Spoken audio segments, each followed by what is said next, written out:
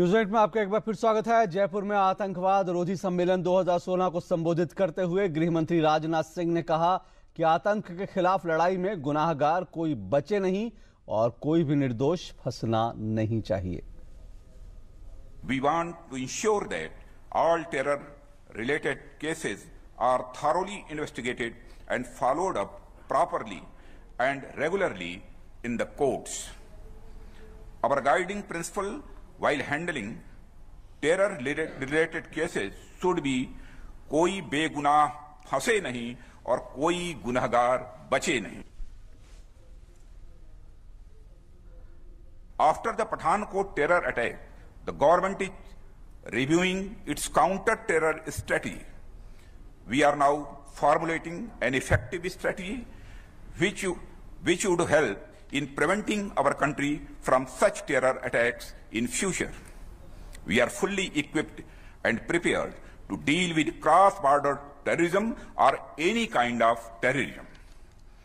We are working on a national security strategy aiming to achieve seamless coordination between all the agencies.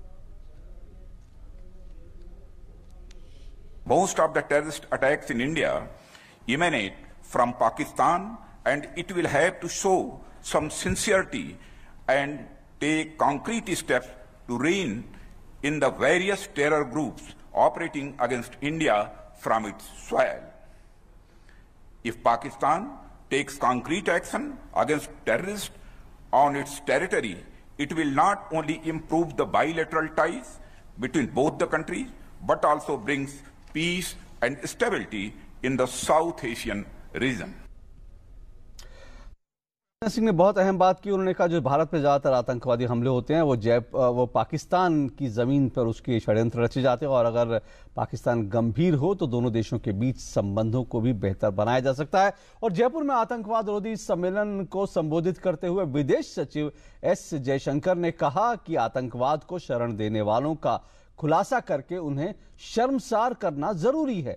उन्होंने कहा कि पठानकोट हमले से पहले पाकिस्तान के साथ द्विपक्षीय बातचीत सही रास्ते पर चल रही थी। उन्होंने कहा कि पठानकोट हमले जैसी स्थिति से निपटने के लिए जनता का सहयोग जरूरी होता है। The aim could be a consensus among states of the international community to outlaw terrorism and delegitimize it as a tool of politics. Since the Pathankot attack happened, we have been in touch with the Pakistanis.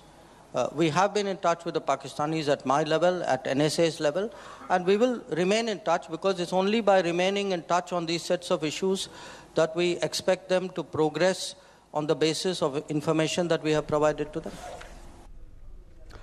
तो देश आतंकवाद के निशाने पर है, आतंकवाद का जाल फैला हुआ है, और आज और कल की अगर हम बात करें, आज और कल के बीच ही देश के कई हिस्सों में आतंकी गिरफ्तार हुए हैं और उनकी कई गतिविधियां जो हैं वो पकड़ी गई हैं। और इसमें हम आपको बताएं तो जम्मू कश्मीर में आतंकी गुट एक ध्वस्त किया है। सुरक्षा बलों ने 3 जैश ए मोहम्मद के आतंकवादी पकड़े गए। पठानकोट में ISI का एक एजेंट जो है वो भी पकड़ा गया। उत्तर प्रदेश ATS ने कल रात लखनऊ हवाई अड्डे से लश्कर ए तैयबा के एक कमांडर को गिरफ्तार किया। All India anti terrorist front के अध्यक्ष MS बिट्टा को ISI ने एक बार फिर से धमकी भरा एक मेल भेजा, जो उनको धमकी दी है। इस मामले पर दिल्ली पुलिस ने एक FIR भी दर्ज कर ली है।